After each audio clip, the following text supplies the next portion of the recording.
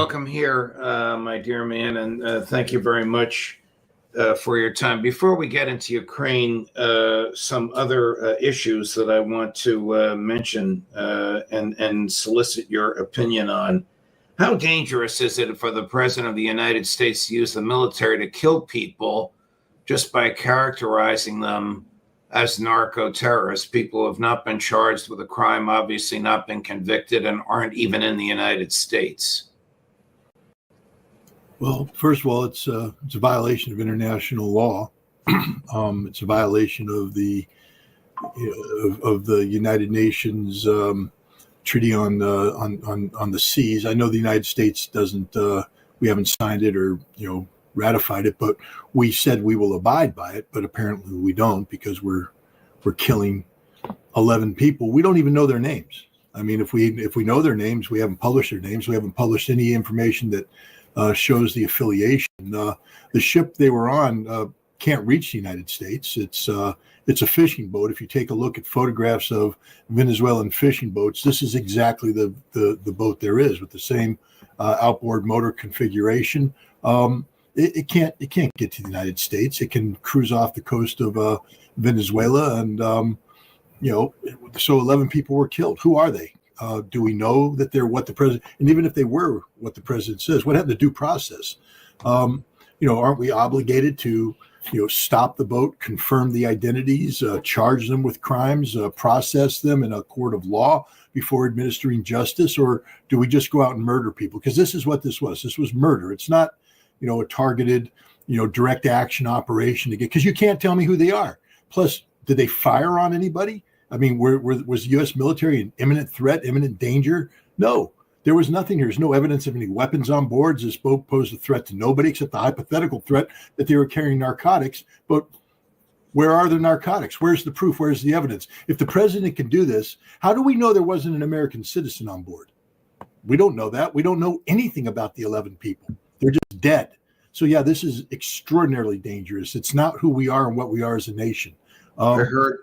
I heard Sebastian Gorka, not exactly a model of fidelity to the Bill of Rights, articulate on the network where I work that foreign persons don't have the same rights as Americans. Well, if you're talking about the right to vote, you're right. But if you're talking about life, liberty, and property, due process applies to all persons. Madison expressly used the word persons, not American citizens. So, of course, these people have the same rights to due process. If they really believed that these were drug dealers, and if they really believed that this speedboat could travel 1,300 miles from the point where they attacked it to the closest part of the United States of America, why didn't they wait until it got into U.S. waters and then stop the boat and search it? And if there were drugs, seize the drugs and arrest the people on the boat?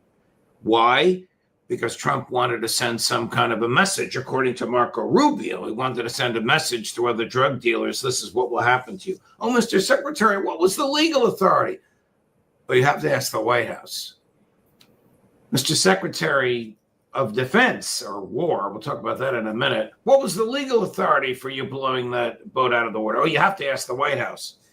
When the White House was asked, the president said, well, I'm the president of the United States. I can do whatever I want. Well, that, of course, is wrong. He can only do what the Constitution authorizes him to do, which is to wage war after the Congress has declared it, or to enforce the laws that Congress has written, many of which prescribe due process. Is the proposed name change from Department of Defense to Department of War just symbolic or substantive? I believe it's substantive. I believe it's happening at a time and place where the president of the United States and his administration are transitioning away from the old way of doing business to a new way of doing business. And we've already seen evidence of what this new way of doing business is. Total disregard for the niceties of law, due process, anything. It basically is, we're the United States. We can do anything we want, anytime we want, to whomever we want, and we don't have to explain ourselves to anybody, let alone the American people or the American Congress, who, by the way, don't seem to be asking too many questions about this. I'd like to know what the congressional authorization for the use of military force was in this case, but I don't see Congress, raising their hands and demanding a hearing. But there's something else going on too. At the same time that this is happening, on Secretary of War Pete Hegseth's desk is the new draft of the National Security Strategy document, the document that lays out the national security priorities of the United States. And we had a hint back in May when Hegseth was talking about this, that this would be different than the past. There'd be a lot more emphasis placed on defending the American homeland, or Fortress America. But at that time, they were still talking about detangling from Europe, Middle East, and pivoting to the Pacific to deter China in the Indo-Pacific. But the new draft that's on his table for consideration de-emphasizes even this pivot to the Pacific, placing the primary emphasis on homeland defense, Fortress America, and with a heavy emphasis on federalization of the National Guard and using the National Guard as a tool of policy implementation inside the United States. Look, Washington, D.C. is already under military occupation. Los Angeles is under military occupation. Chicago is about to go under military occupation. New York City. The President of the United States is using the United States military, the Department of War, to wage war against the American people. And if this doesn't disturb you, then nothing will. Moving to the other side of the Atlantic, French President Macron has to appoint his fifth prime minister in 2 years. Are you surprised that Keir Starmer's government is teetering on the brink? Frederick Merz's government is teetering on the brink, and the French government has collapsed. No, I expect more. What I'm surprised is that there hasn't been violence in the streets. I'm not encouraging it. I'm glad that there isn't. But the level of societal collapse that's taking place in all three of the aforenamed nations is unprecedented. We are looking at the total loss of sovereignty in France, in England, and in Germany. It's an internal loss of sovereignty, meaning that what was the French nation, the British nation, the German nation has been lost to a massive influx of immigrants who do not declare their fealty to the nation state of either France, England, or Germany, but in many cases to Islam. And again, I'm not anti-Islam. I believe in freedom of religion, but the last time I checked, Germany had a Christian foundation, France, Christian foundation, England, a Christian foundation.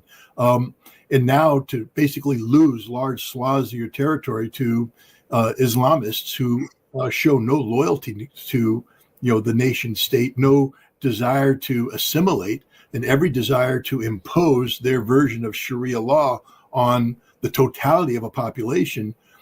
You combine this total lack of control over the nation with declining economy, collapsing economy.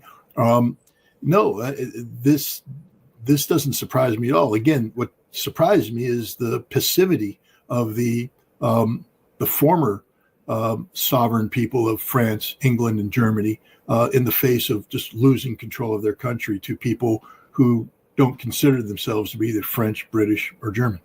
I think you're going to see a radical change in Germany once AfD comes to power, particularly on this issue. They're riding a very popular, the crest of a very popular wave, and Chancellor Merz, who spent the weekend trashing Russian President Putin, his personal popularity is sinking like a rock in a pond.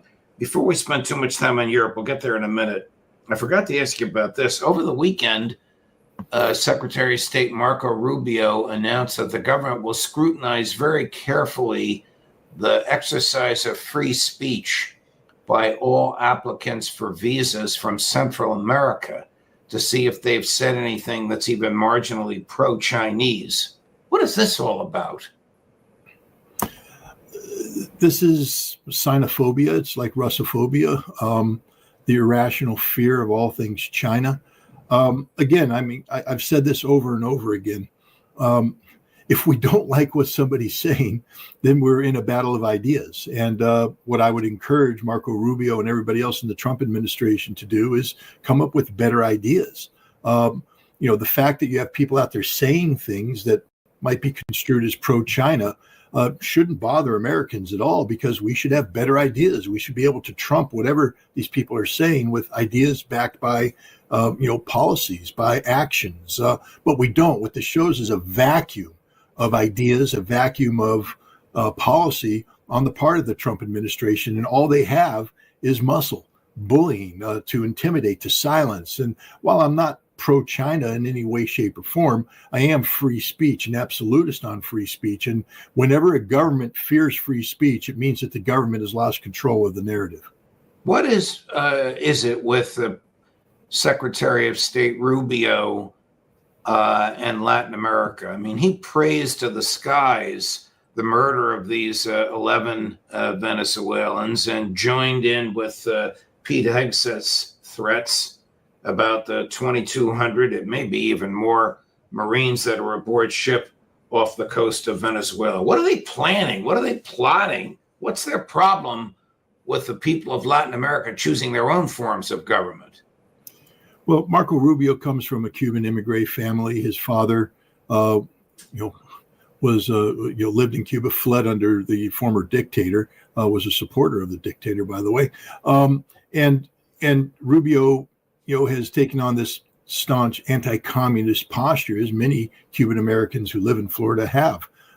This is his political base, to beat that drum. Cuba is bad, communism is bad, and by extension, Venezuela has become bad because Venezuela gets support from the Cuban government, and now he has turned his eyes on what he calls the Chavez Maduro regime. Hugo Chavez, the former president, Nicolas Maduro, the current president. Since 2016, I think Rubio was elected in 2010. In 2016, he was given chairmanship of a committee dealing with Latin America, with the Western Hemisphere in totality, and he's used that as a platform to, create his foreign policy credentials. He's been speaking out against Venezuela for some time now, encouraging from the earliest days in 2018, saying that, for instance, Maduro's close ties with Russia makes Venezuela a national security threat to the United States worthy of military intervention. And he's been articulating the case for military intervention ever since that time. And today we have a situation where he's not just Secretary of State, but he's also National Security Advisor, which means that, he can do things outside the scrutiny of Congress, under an executive privilege as the National Security Advisor, such as covert action, et cetera. The last time we saw somebody dual-hatted like this, it was Henry Kissinger under Richard Nixon and later Jerry Ford. But we saw with Allende in Chile, what happens when you get a Secretary of State who can say one thing as Secretary of State, but do another as a National Security Advisor. What we got was a CIA-backed coup against Allende's rule. And what we're seeing right now in Venezuela is an effort by the United States, spearheaded by Marco Rubio, to remove Maduro from power. We are on the cusp of all-out war with Venezuela. I wouldn't be surprised by month's end if the United States hasn't launched a massive strike seeking to decapitate Maduro, eliminate his security services, and encourage some sort of CIA-backed coup. Wow. You mentioned earlier war on Chicago. Chris, can you put up the full screen? This is from Donald Trump's official Truth Social. I love the smell of deportations in the morning. This is, of course, a play on words from Apocalypse Now, where Robert Duvall's character said, I love the smell of napalm in the morning. Chicago about to find out why it's called the Department of War. How do you think the Kremlin or Beijing view the American president when they see stuff like that? I mean, I'm loath to speak on behalf of either one of them. I will say that this isn't the kind of, what I've been told by Russian diplomats over the years is what they want from America is predictability. They want stability and predictability. They would prefer an America that adheres to, specified, rules and regulations, laws. what you see when you see a president like that, you see a child man, not a real man, but a child man. This is a man who's living a fantasy life. And it's a man who's unpredictable. I mean, if this guy won't respect the American Constitution, if he's willing to rename the Department of Defense as the Department of War and then unleash it on the people of Chicago, how can the Russians sit there and say, well, what is he going to do with the next treaty we want to negotiate? What good is a treaty to a man who is going to play as if he is God, as if he can do anything he wants? This is extraordinarily dangerous and destabilizing. I wish he had better advisors around him and people who would take control of his social media posting, because that right there is an affront to every American. If you're not insulted by the fact that an American president is talking about unleashing the Department of War, that's the U.S. military, men and women who took an oath to uphold and defend the Constitution and defend Americans against all enemies, foreign and domestic, and he's unleashing them on an American city, on Chicago. It's crazy. I mean, I don't care. I do care what the crime rate is. And yes, I'd like to see, efforts undertaken to lower the crime rate, to bring the city, within the boundaries of the rule of law. But it has to be done within the rule of law, meaning that you can't break the law, violate human, civil rights and liberties in the defense of, defending, the Americans from crime. It's sickening, to be honest. Sickening what's happening. Is that Maverick agreeing with you or disagreeing with you? Well, it depends. If he's barking at the FBI agents approaching my house, then he's defending me. If he's barking at the neighbors walking their dog past the door, he's objecting to that. Or he just might be saying that my master has raised his voice and I'm upset. So we don't know. I need to probably calm down a little bit. But that image really torques me. I mean, it should torque every American. We can't tolerate this as Americans. We can't. How close to achieving its stated military objectives in Ukraine is the Russian military? Look, Vladimir Putin says the war is over. It's reached its inevitable conclusion.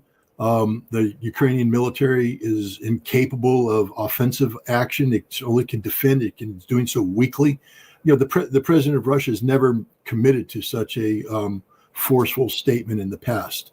Now he's doubling down on this, saying that the Russian military is in control of the situation, and he said that this war will continue to its inevitable conclusion, until which time Ukraine either accepts Russia's terms or the Russian military achieves Russia's objectives.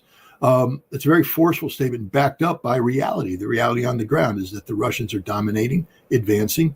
And the reality in the air is that Russia can strike any target at once, any time at once, and there's nothing Ukraine can do. The Western air defenses have collapsed. Ukraine is out of air defense, out of money, out of weapons. We see General Syrskyi admit, publicly he's out there we launched a counterattack and we took over this much and that much. Not anymore, but that's okay. but then he has to say in private, we're out of ammunition, we're out of weapons, and nobody's providing anything to us. We're in a lot of trouble. On top of that, you have, the Ukrainians admit they're out of money. That means they're not only not paying their soldiers, they're not paying their politicians, they're not paying the pensions, they're not paying firefighters, not paying anybody. They don't have any money. We're looking at societal collapse as we speak.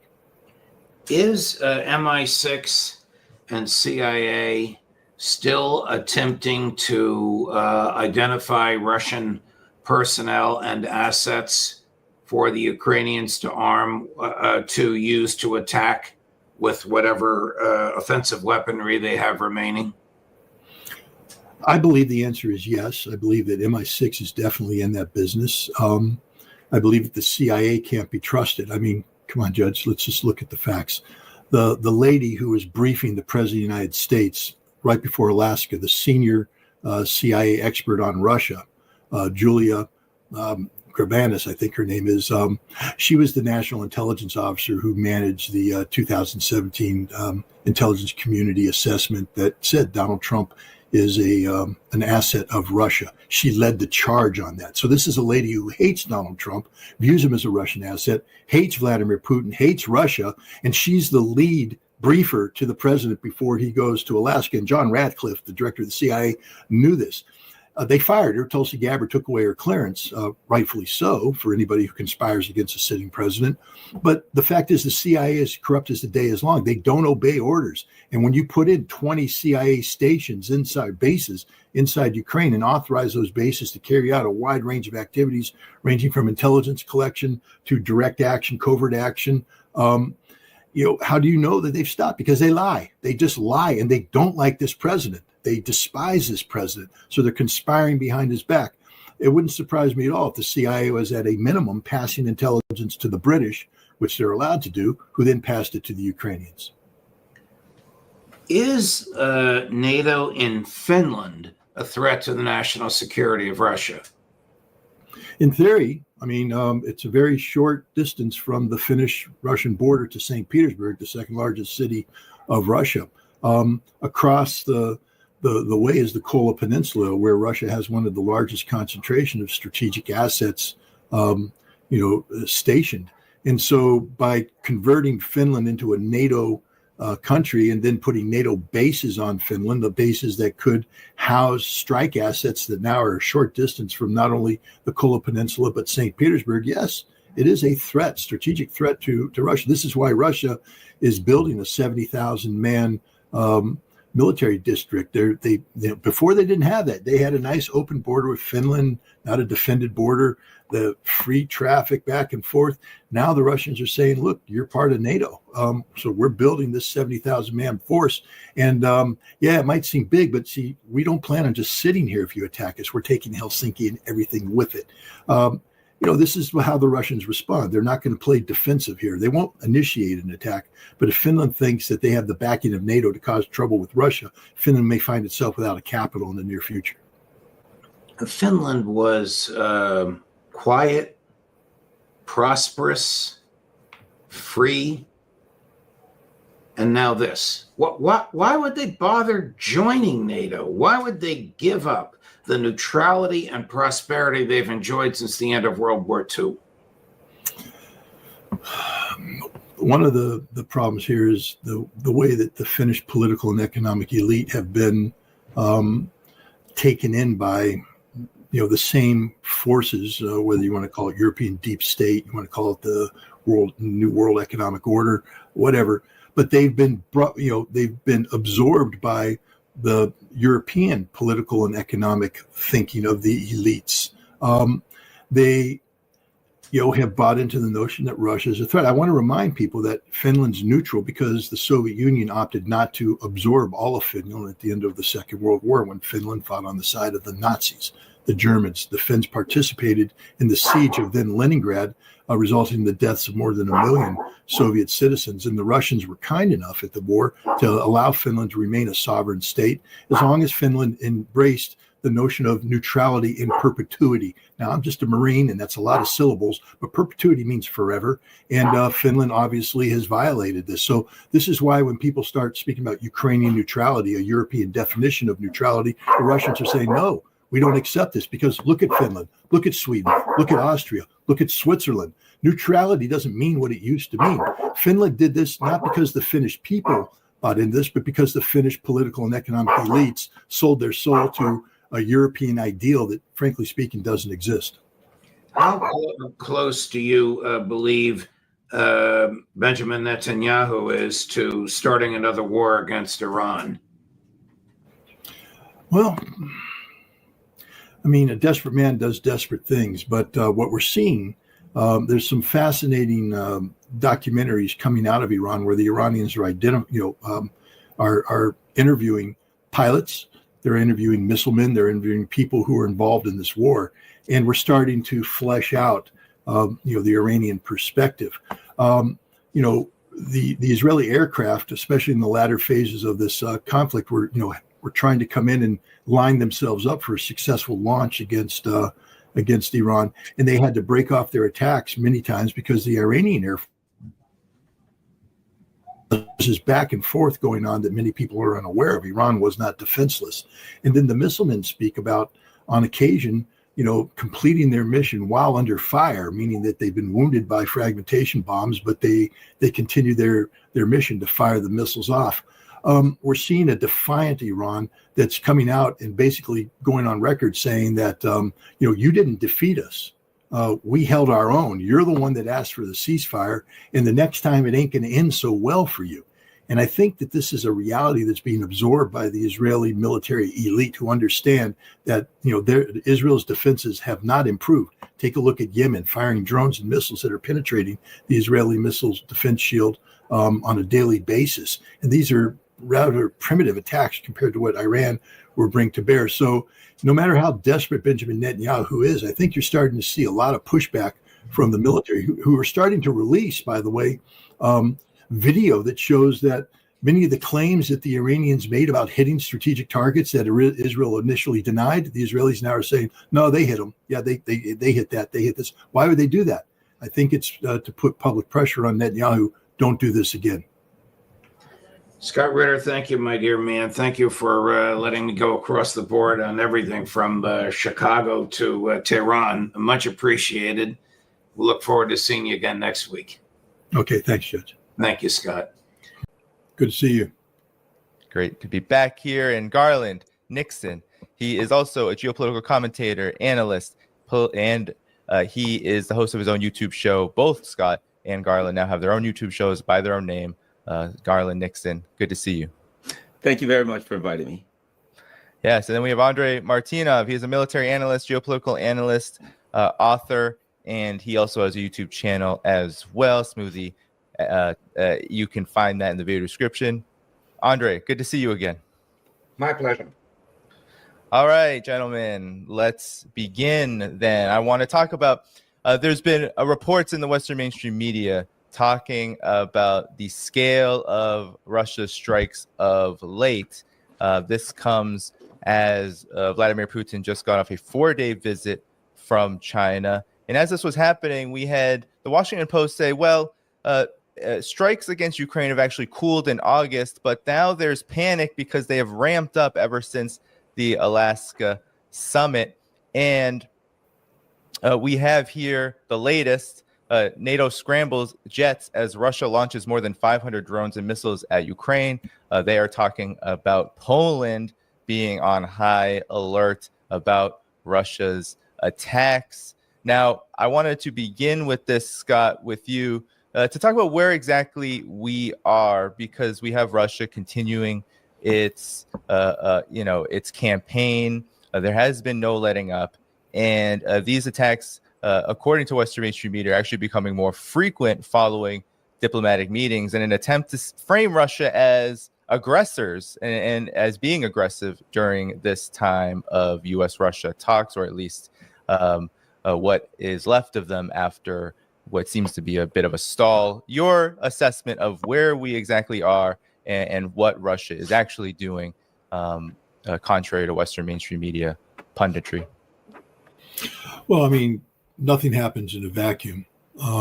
Russia just doesn't wake up one morning and say arbitrarily, let's do this, that, or the other thing.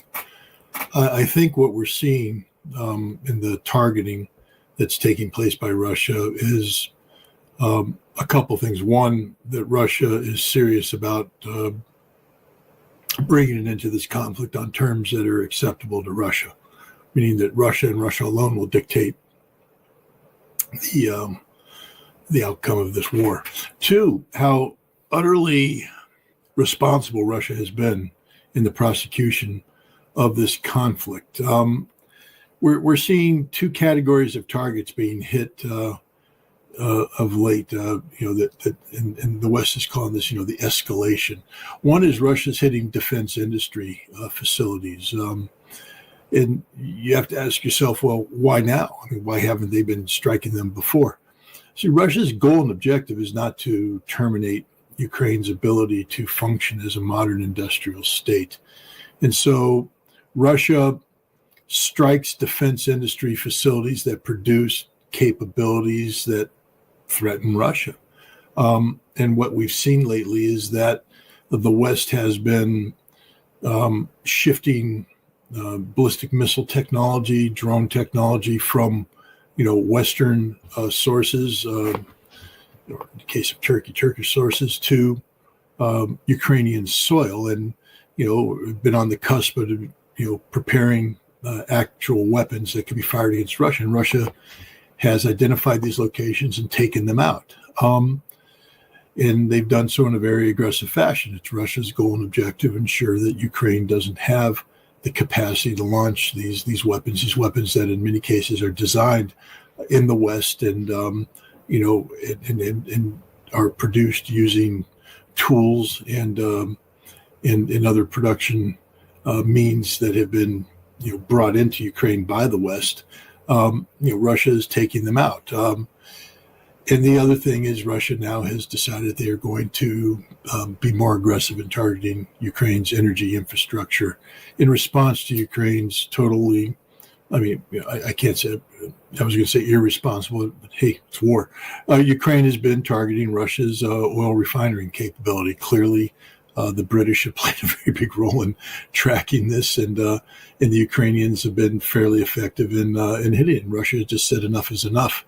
And now Russia is going to come back in a disproportionate response, meaning that Ukraine will now be crippled energy-wise. This was Ukraine's choice. Ukraine opted to escalate to this level, and now Ukraine will pay a price. But this is what we're seeing here, together with Russia's ongoing targeting of Western munitions that make their way into Ukraine, aircraft, anti-air capabilities, etc. But we are seeing an escalation in the air campaign. Then on the ground, it's just, again, Russian dominance all over. I think the other guys can talk to that just as well as I can. Yeah, Andre, how about to you?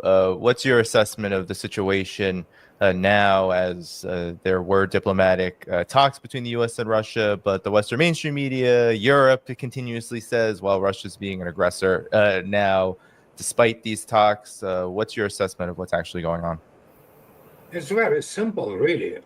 I just have a magnificently powerful tool. It's called pencil. And there is another technology, which is extremely advanced, called piece of paper. So even when you make the basic calculation, and again, it's about correlation of forces, it means Europe has no voice here whatsoever. These are paper tiger militarily, they're impotent. So, and Ukraine is being destroyed as a state in the sense that military industrial capacity is being wiped out. And as Scott correctly pointed out, the energy also is being wiped out. And Russia can continue with this for as long as it's required, because obviously when you talk about mainstream media in the West, Hunter Thompson gave a very good definition of the press and media, in his Fear and Loathing in Las Vegas. And I won't use those verbiage here because otherwise we will get banned. But the point is, they create a lot of noise. It's irrelevant. And in terms of, for example, production of geraniums alone, there are other types of the drones, and there are, of course, types of the cruise missiles, all kinds of other kind of weapons. Russia produces 600 geraniums a day, daily. So he can continue to do it as long as it's required. And they can do whatever they want, produce a lot of hot air and a lot of noise. It doesn't change the simple reality on the ground. It is the only thing which really shapes everything about it. As I repeat this ad nauseam, Russia will talk to the United States. And there must be talks between Russia and the United States. These are two largest superpowers, and so it's necessary to maintain the world peace, for crying out loud, if we're going as far as that. In terms of Europe, it's absolutely irrelevant. It's an object. It's not a subject of international politics. And there actually the communications between Putin and Trump in Alaska, for example, and what is happening economically, there are separate tracks, if you wish. Special military operation, and Russians probably have blisters on their tongues, repeating the same thing. All aims, or political aims, will be achieved, including the removal of Zelensky regime, pure economic and other activity. Absolutely, United States and Russia, they're neighbors. We are neighbors. You know that. So it's just literally next to each other, and there are gigantic, resources also in the American part sector of Arctic, which is America's ticket out of the, well, if not, if not the catastrophe completely, but at least instead of crashing, it will be hard landing, but the country will survive and will continue on. Europe is done. It's over. Same question you, Garland. Oh, sorry. Hold on. There you go. Give me the question again.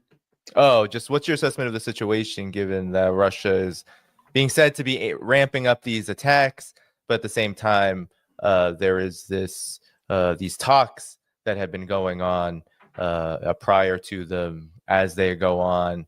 What's your assessment of where we really are right now? Well, where we are is Russia's continuing to do what they do, which is to eradicate the enemy.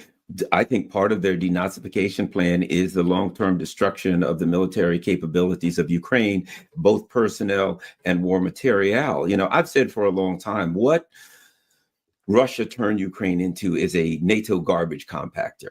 You throw war material in there, you throw tanks and M777s and all the wonder weapons, you throw Ukrainian personnel and or mercenaries in there, and Russia will destroy them. And when the trash compactor is empty, fill it again, and Russia will destroy it again. I think that's what Russia's doing. I think Russia recognizes that there's even a NATO plan for the conclusion of the so-called conclusion of the conflict, at which time whatever's left of Ukrainians' resources, male and or female resources, they'll try to use them for some kind of a dirty war. And I think Russia's plan is to eliminate all of those resources as necessary and to completely break the back of Ukraine, so that at the conclusion of this, the people that are left in Ukraine have no will to fight, and they just want this thing over and to be, to get back to some kind of life. So I don't think Russia has a time limit on this. I don't think they're, ramping up or ramping down. They have targets, they're striking the targets, and they will continue as the NATO trash compactor fills. They'll continue to empty it until there's nothing left for NATO to put in the trash compactor. Yeah, no, a very good point, Garland and everyone. Now, I wanted Scott to get to now Trump's reaction to all of this, because this is how he has been taking the developments that we just discussed. I'm very disappointed in him. He and I always had a great relationship. I'm very disappointed. Thousands of people are dying. They're not Americans that are dying, but they're Russians and they're Ukrainians, and there's thousands, and it's a war that makes no sense. And it would have never started if I were president, and that's what bothers me even more, because the election was totally rigged, and it's a shame. We'll see what happens, but I'm very disappointed in President Putin. I can say that, and we'll be doing something to help people live. It's not a question of Ukraine. It's help people live. Scott, he will be doing something to help people live. What's your reaction to that? Oh, sorry. Hold on. Is he going to send 3,200 Iran missiles to? I mean, because they deliver humanitarian goods, right? I mean, these missiles. Helping Ukraine get offensive strike capability so that you level the play. I mean, he has no plan. Sanctioning. Scott Besson's talking about sanctioning. He literally has no plan. But I think that's actually part of the plan. And I'll tell you why. Let's look at the Iran missile, the ERAM, Extended Range Attack Missile, whatever the A stands for. 3,200 of these. I mean, it's a big deal. They announced it. $850 million. The Europeans are paying for it, and they're going to give them to the Ukrainians. The problem is, when you read the small print, first of all, they haven't totally committed to giving them to the Ukrainians. And one of the reasons is the missile doesn't exist. There's a $34 million contract out with one of the primary contractors whose job it is to produce a prototype missile. But that prototype is to be delivered in October of 2025. That's next month. So the prototype doesn't even exist yet. Once you have the prototype, then you have to subject it to a whole bunch of tests and everything. And then once it's approved, and they could fast track it, but it would take some months to do that. Then you go into serial production. But before you can have serial production, you got to get all the other components lined up. It takes time. Got to get contractors cleared for this, production space allocated. They don't even know where they're going to build them yet. There is no production hall, no tools. It's a prototype. And so, according to the news, the maximum production output that's estimated once ERAM goes into production is 1,000 missiles a year. So, working off of what we know, the prototype will be available sometime in October. Well, let's say they just rush it forward, and then 6 months later, they're able to magically start, going into production. Where are we now? Gosh, we're talking about, April, May, where they can start producing things of 2026. To get 1,000 produced, you'd have to go into full on. You don't go ramp up into full on production, but you'll crank out a couple. But you're literally talking 2030 before 3,200 of these missiles could even be conceivably manufactured. 2030, it's 2025. This is just a joke. It's an absolute disgrace to be out there talking about providing Ukraine with capabilities that everybody knows aren't going to be provided, which tells you that this is just posturing on the part of the president. The president understands that he has a tremendous amount of political pushback.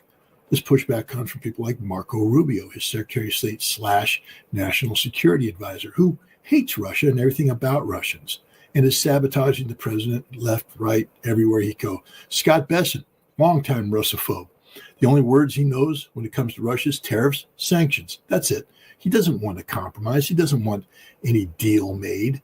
Mike Ratcliffe, the CIA director, Russophobe in the extreme. Doesn't like what Tulsi Gabbard's doing, exposing Russiagate. Doesn't like Tulsi Gabbard exposing the fact that all the Russian analysts in the CIA are Russophobes. They don't know anything about Russia. They just got their job because they learned to say Vladimir Putin bad. And they went, oh, yeah, you're qualified to do this job. There's the only people that even remotely support what the president's doing is J.D. Vance, the vice president. That's an important ally. Steve Witkoff, but he's an envoy. He's not a policy originator. He's a policy implementer. And Tulsi Gabbard, but she often finds her wings clipped. They just put Aaron Lucas, a longtime Russophobe, CIA operative, and as her deputy. So, he's there to monitor her to make sure she doesn't go too crazy. This is the fact. And the other fact is, I just got back from Russia, and I'll tell you, the Russians understand this. So anybody who's sitting there going, oh, how's Vladimir Putin taking the Trump temper tantrum? Doesn't care. Water off a duck's back. The Russians are fully cognizant of the fact that Donald Trump is carrying this load by himself. The Russians do believe that Trump wants peace. And if given the opportunity, will create, the conditions for peace. But the Russians aren't under any illusion that Donald Trump is able to conceive and implement policy without pushback. There are tremendous forces arrayed against Donald Trump right now. And half the things he does right now is designed to appease the people who have the knives out because he dared meet with Vladimir Putin in Alaska. Yeah, Andre, your take on Trump's response, it appears Donald Trump wants to get out of Ukraine, regardless of the reasons. But that doesn't seem to be happening, and Trump's frustrations are boiling over. Sometimes it appears that he's powerless. I don't necessarily agree with that, but at the same time, that is how it appears. What is your assessment of Trump's reaction to Russia continuing its campaign? Scott absolutely correctly pointed this out. First, I applaud him for bringing this Iran thing. Russians laugh at it. And the fact is, Iran is nothing more than some kind of variations on JDAM stuck with their engine there, just to make sure that it is some kind of the missile, which in reality is flying bomb. Essentially, yeah, and Scott correctly pointed out it's not even in the prototype stage. Forget about initial operational capability. But the point, he also is correct. It's classic Trump administration. What Trump does, he gets around people who are ready to kill him around himself. And he calls this a wonderful administration, beautiful. That's what his favorite term. It's a beautiful administration. So, I mean, if he doesn't know what he's doing, what can I say? And Scott absolutely correctly states that Russians are cognizant about this. Fact is, there are memes now going around. Okay, let's be very frank. They are laughing openly about this whole thing. It's about this, forget me not type thing. Which day, I mean, he loves Putin, which day he doesn't. It's complete schizophrenia, essentially, on part of the US administration, and Trump is the culprit. Despite the fact, whatever his intentions are, the real strategist and the real statesman, actually, whatever his intentions are, he finds the team for that. The problem is he is constantly completely dependent on his donors, and he comes completely under the control of the neocons, and you know what? He can wish whatever he wants, but yeah, Russians don't care. So, and as already have been stated, as I constantly repeat, there are blisters on the tongues of Russian officials, from Vladimir Putin to Rybkov to Lavrov to what have you, that special military operation will continue until all objectives are met. Simple as that. And as most what we observe here, it's the schizophrenic reaction of the mainstream media, all those pandit class, the fourth estate, so to speak, people who have no clue actually what they are talking about. The only thing they are good at is narrative. And so, yes, Scott correct also that Trump doesn't have real intelligence. There are no real intelligence in intelligence community in the United States and elsewhere regarding Russia, because the only guys they have there are Russophobes. It's not even Russophobes. Russophobes are people who are afraid.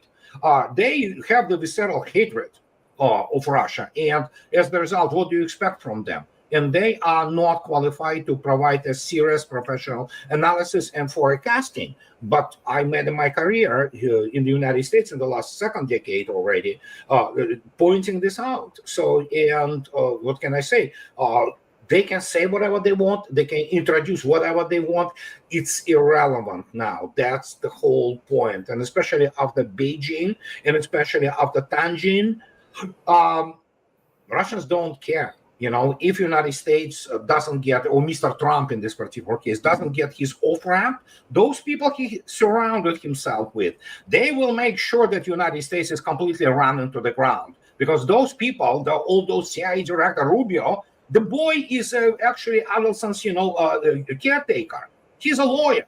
He knows nothing really about real statesmanship and especially international relations. But you know what? Now he is both Secretary of the State and, of course, the National Security Advisor.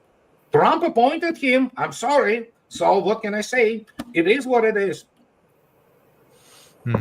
Yeah, Garland, same question, same situation to you, your assessment.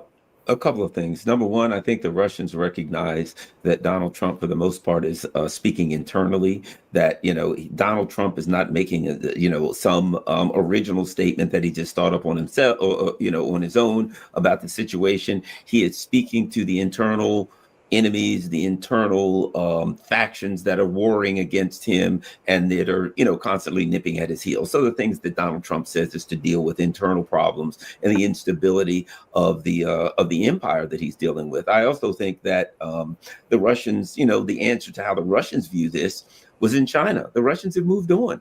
The Russians are doing the things necessary to strengthen their economic and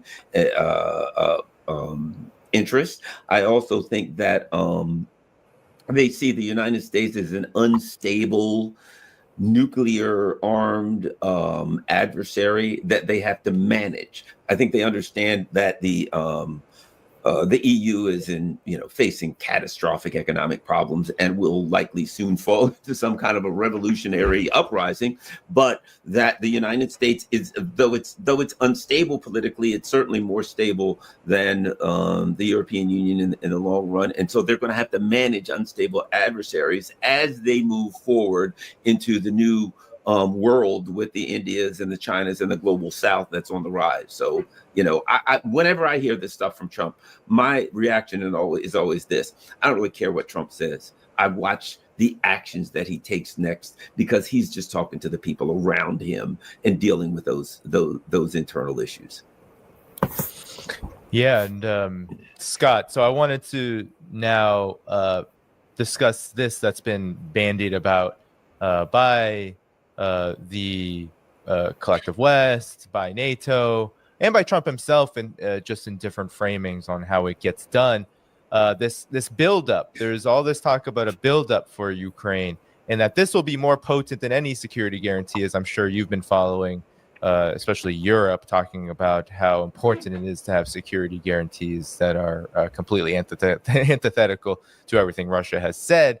But nonetheless, this is what the New York Times is saying, that Ukraine is pursuing a multi-billion-dollar arms buildup that would be funded by Europe as the best chance of ensuring long-term survival. Scott, what is this all about? Is this even possible? And what do you make of what the impact of this new trajectory? You know, Europe keeps talking about how Russia is not really for peace as it ramps up these attacks and continues its campaign. But here they're talking about continuing to militarize Ukraine, which is one of the big goals of Russia, is to do the opposite. Your thoughts? Well, first of all, let's just make it very clear. This is fantasy. The reality is that Russia will not accept conflict termination terms that don't involve demilitarization. Demilitarization means just that. It's the significant reduction in the size of Ukraine's NATO-trained and equipped army, to take NATO out of it, and there will be no defense. There will be no meaningful defense industry left. It won't be allowed to exist. This is why Russia has said there won't be a ceasefire. That the conflict ends when the conflict ends on terms that address the root causes of this war. And the West doesn't seem to want to accept that reality, so Russia just continues on its path. We saw Ursula von der Leyen speak the other day about Ukraine becoming the military forge of Europe, and she spoke about Ukraine's military being actually the first European army, meaning that we train these people, we equip these people. This is our army, and we have to use it wisely. And together with that, what Ukraine is saying is, they recognize the political reality that no matter how much tough talk there is in Europe about deploying troops to Ukraine, there won't be European troops in organized military formations on Ukrainian soil for a number of reasons. First and foremost, again, Russia won't allow it. But the other one is that they just can't deploy them. So what Ukraine is saying is, rather than give up on us, just give us the ability to build long-range strike weapons, so that once we get this ceasefire and we have a frozen conflict, and we can begin building our factories and we'll produce this. This is just Ukraine's. This is a British-driven plan called "Keep Ukraine in the Fight." It's something British MI6, together with the Foreign Office, have been pursuing since 2023. The disastrous Ukrainian summer counteroffensive. The goal is to make sure that the West doesn't abandon Ukraine. And so what you need to do is create the perception that Ukraine is staying in the fight. And by talking about building these, the ability to have their own missile production, everything. Remember, they're not talking about having it now. They can't. Russia's blowing them all up. They're talking about having it once the war stops. That's how it becomes part of their security guarantees. Well, as I just said, they try and put these things in place right now. They get blown up. Russia's not going to allow any of this stuff to exist on Ukrainian soil. None of it. Zero. And when the war ends, it'll end when Russia says the war is over. So this is just European fantasy, Ukrainian fantasy. And tragically, what it does is it keeps this war going longer than it should be. 1.7 million dead or missing. That's a real number, not a fake number. If you look at it closely, 625,000 as of July of this year, dead, missing. That's, I'm just a simple Marine. I don't claim to be the greatest mathematician, but gosh, that comes up to around 90,000 a month. And things are just getting worse for the Ukrainians. So we're going to be talking about 110,000 a month by year's end. All right. That's dead, or missing. meaning you're never going to find them again. This war cannot be won, cannot be sustained. That's, I guess, the only good news with these casualties is there's no way in hell that Ukraine will be able to continue this fight for much longer. But the bad news is the West just seems to be more than happy to let these Ukrainians die. Again, these aren't trivial numbers. 90,000 right now a month. 90,000.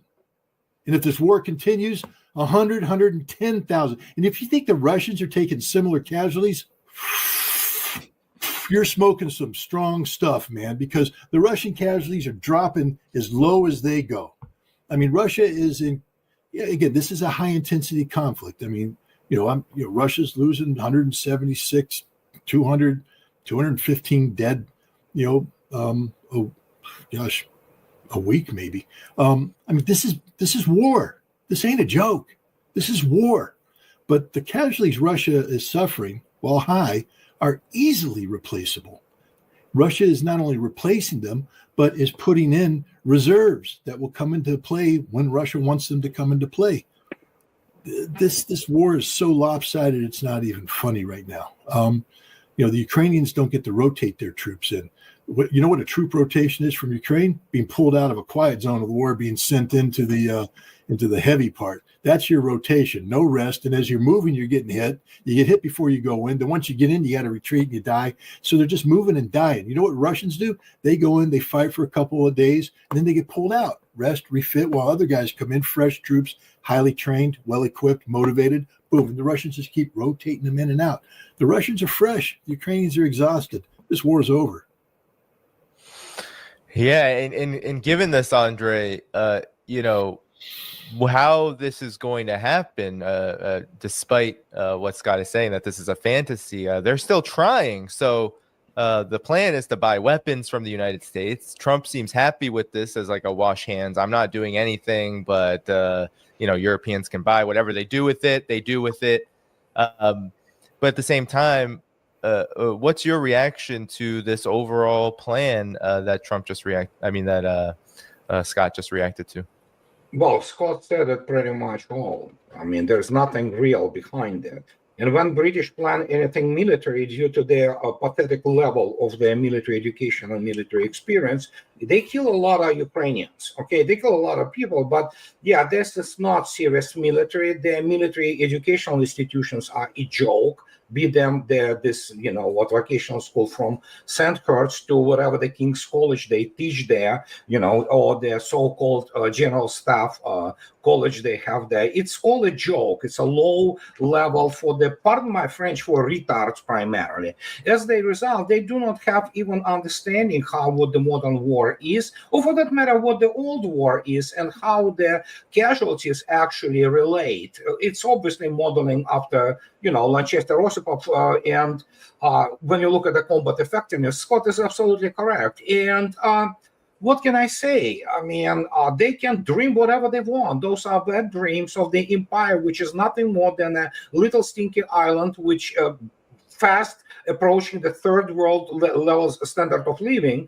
So, I mean, let them plan. The problem is that United States cannot provide anything anymore. I mean, it can provide maybe one card if they want. Russians will be happy to see it there because it's a good payout for the guys who will destroy it, So there is not a single weapon system in the NATO arsenal which can change anything on the tactical level. Forget about operational or strategic.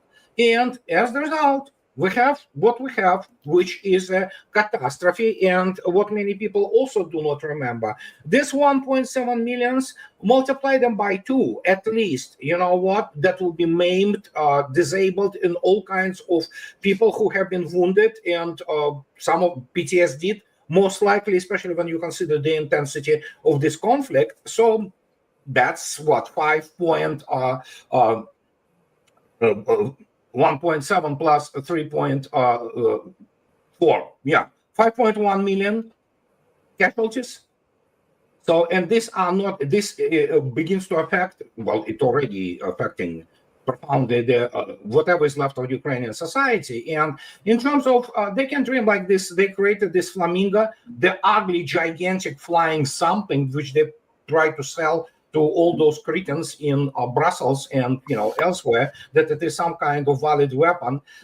Look at the effectiveness of Russian air defense, which only was growing, and this is so. If they think that this can make any difference, I have a bridge to sell. Prepayment. I will provide the account numbers later. So yeah, cash only. So and that's what is happening. But they wanted to do it to the last Ukrainian. Sure, Russians will accommodate them because, Russian people in general, and as you can see yourself from the latest polls, more than 80% support Vladimir Putin's policies. They understand what they're dealing with. And this is not against between Russia and Ukraine. This is between Russia and NATO. It's everybody understands this. So what can I say? It's over. But those Moros will manage to kill more people on Ukrainian side primarily. So, but if Ukrainians want to do it, let them do it. So what can I say? Garland. So they're talking about massively rearming Ukraine. What do you mean by Ukraine? What do you if they could, which they couldn't? Who would man these weapons that they're bringing in? Ghosts? Because that's the only thing that's going to be left of the Ukrainian military. Let's not forget, a year or so ago, the Germans said they're going to rearm and they're going to come up with $800 million. Von der Leyen, remember this? $800 billion. All of these kind of numbers we were hearing a year ago from Germany and from the EU and etc. And now a year later, they don't have a dime. The average German can barely afford a beer and a schnitzel. The French and the Brits are on the verge of an absolute cataclysmic economic collapse. So the idea that countries that are flat broke are going to somehow rearm Ukraine, and they're going to send in a bunch of arms that will have to be manned by dead soldiers because they're all getting wiped out, doesn't make a lot of sense to me. I guess I'm going to come up with a fleet of Rolls Royces also. That's it. I'll come up with a fleet of Rolls Royces, and they'll come up with a total, rearmament plan for Ukraine. And add this: what are the issues that they have?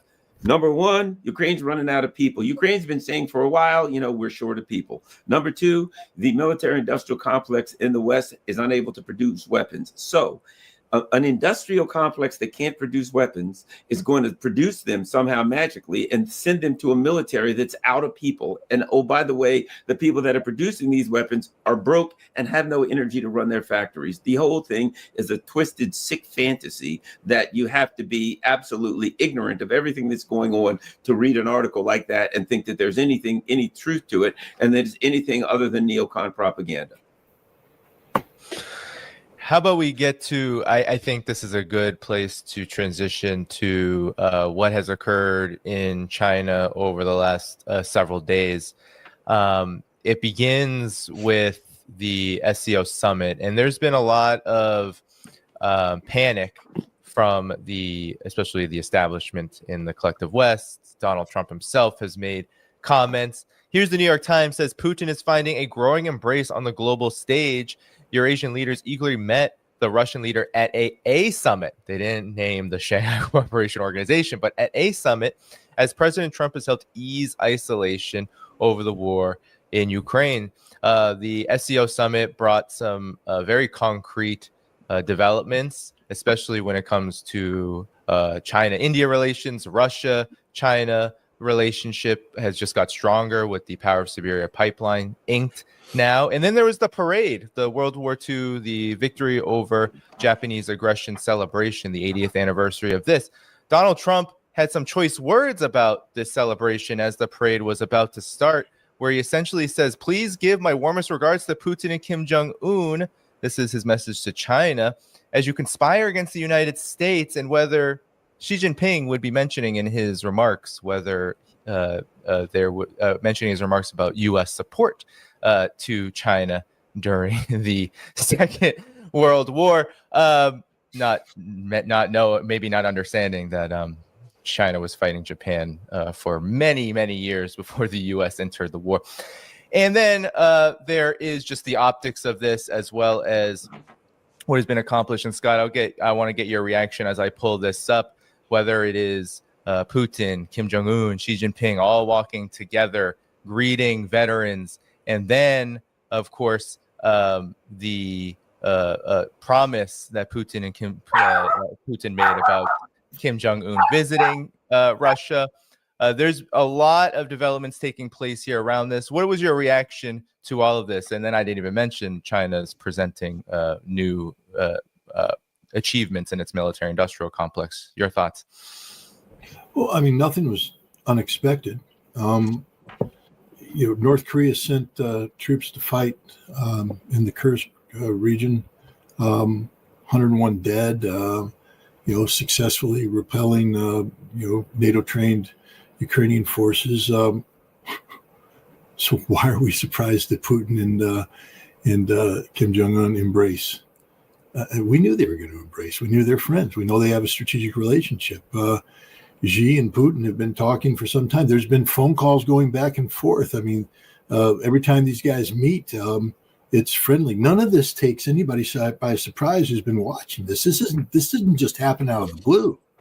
This is part of years of solid relations between these guys, these three leaders who have been, who are naturally inclined to support each other to begin with, but have been, compelled to accelerate the pace of their collaboration because of the irresponsible policies of the United States and Europe, and seeking to target and isolate all three of these countries. So, and if you've been following China's weapons programs, nothing took you by surprise. It's all publicly available. We've talked about it all. It's all there. This is just reality manifesting itself. And, the New York Times and the West is now just waking up to the fact that this is happening. I think one of the things that, again, it's not a surprise, but, people should pick up on is that the dollar is dead. After this Shanghai meeting, the dollar is finished. There's no, whatever chance we had, we being the United States, of retaining not dollar dominance, but dollar relevance, is over. It's finished. It's done. And it's all because of us. It's all because of Scott Bessent. Hey, Donald Trump, if you're listening to this, fire your Secretary of Treasury. It would be the best move you made after firing your Secretary of State. Both Russophobes who don't want to have peace and aren't looking for prosperity. Their policies are destroying America's credibility. But none of this should take anybody by surprise. There's nothing that happened in China as part of this Shanghai Cooperation Organization summit that is surprising.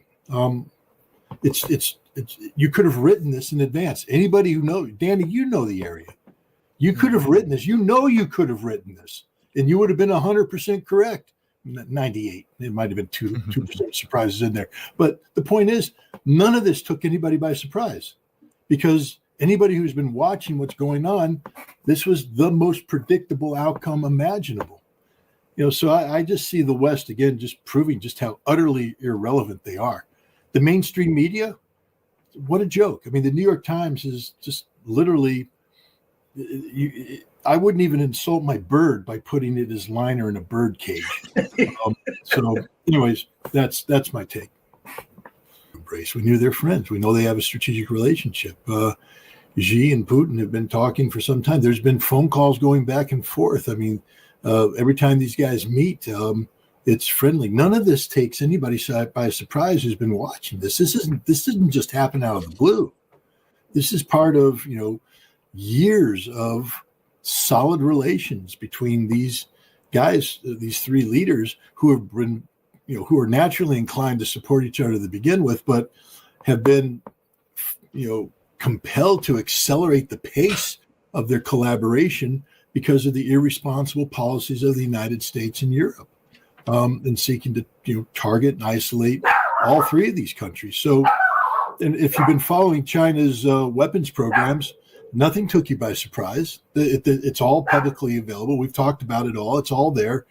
This is just reality manifesting itself. And, the New York Times and the West is now just waking up to the fact that this is happening.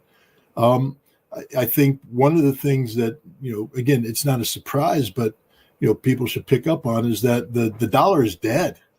After this Shanghai meeting, the dollar is finished.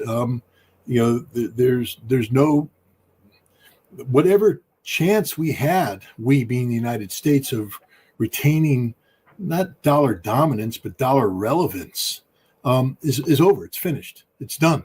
And it's all because of us. It's all because of Scott Bessent. Hey, Donald Trump, if you're listening to this, fire your Secretary of Treasury. It would be the best move you made after firing your Secretary of State. Both Russophobes who don't want to have peace and aren't looking for prosperity. Their policies are destroying America's credibility. But none of this should take anybody by surprise. There's nothing that happened in China as part of this Shanghai Cooperation Organization summit that is surprising. It's you could have written this in advance. Anybody who knows, Danny, you know the area. You could have written this. You could have written this, and you would have been 100% correct. 98. It might have been 2% surprises in there. But the point is, none of this took anybody by surprise, because anybody who's been watching what's going on, this was the most predictable outcome imaginable. So I just see the West again, just proving just how utterly irrelevant they are.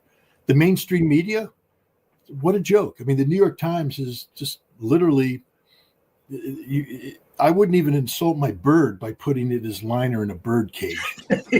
So anyways, that's my take. Yeah, Andre, to you, what was your reaction to the events that occurred? Maybe you could particularly talk to some of the things that Scott mentioned that were rolled out militarily. I'll even put one up that all of you can react to as we circle back around.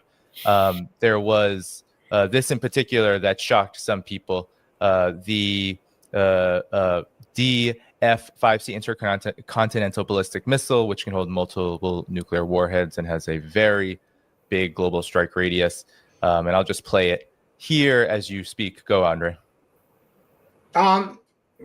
Scott, again, pretty much stated it all. The fundamental thing is Shanghai Cooperation Organization achieved was, apart from many other things, as correctly stated, there's a power of Siberia too, essentially. It is being called now differently, but yeah, it's essentially, that's what it is. It is mandatory now. It is inked. And of course, the bank. Yeah. And very many people thought that for example, and let's be very frank with this, Shanghai Cooperation Organization, it's kind of like the, not quite, but in some very remote sense, is the